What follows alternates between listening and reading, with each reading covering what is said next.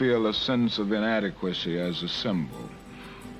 It is never easy for one to accept the role of symbolism without going through constant moments of self-examination.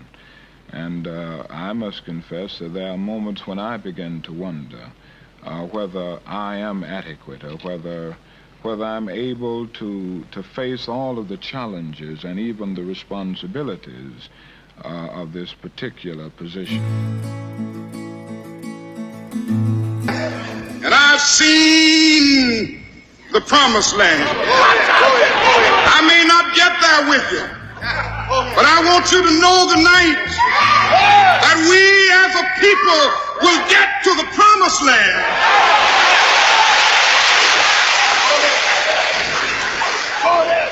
So I'm happy tonight. I'm not worried about anything. I'm not fearing any man. Mine eyes have seen the glory of the coming of the Lord. I may not get there with you, he said, eyes lifted beyond the present. But I want you to know tonight that we as a people will get to the promised land. It wasn't just a farewell. It was a prophecy. A man confronting mortality not with fear, but with faith, standing on the edge of history, looking beyond it. The next day, he was gone, but the mountaintop remained. Welcome to Radical Stance Media. Burst onto the scene as the ultimate channel for bold, unapologetic content that demands attention.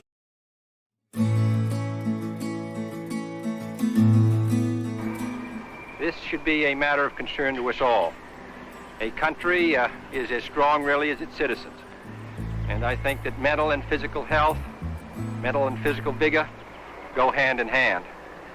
I hope that we will not find a day in the United States when all of us are spectators, except for a few who are out on the field. I hope all Americans will be on the field. That is, they will concern themselves with the education of their children, with the physical development of their children, with the participation in the vigorous life, and then also, as their children get older, inculcate into them a desire to maintain that vigor through their normal life.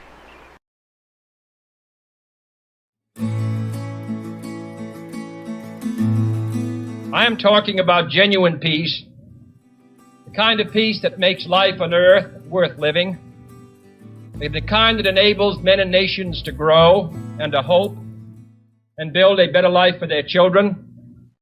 Not merely peace for Americans, but peace for all men and women.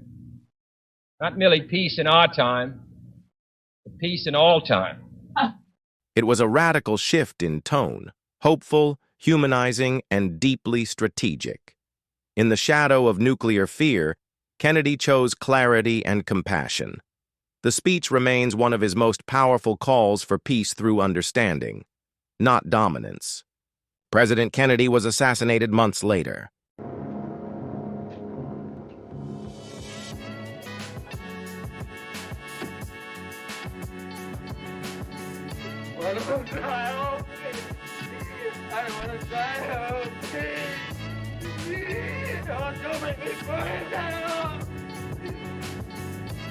Oh, please, let go of me.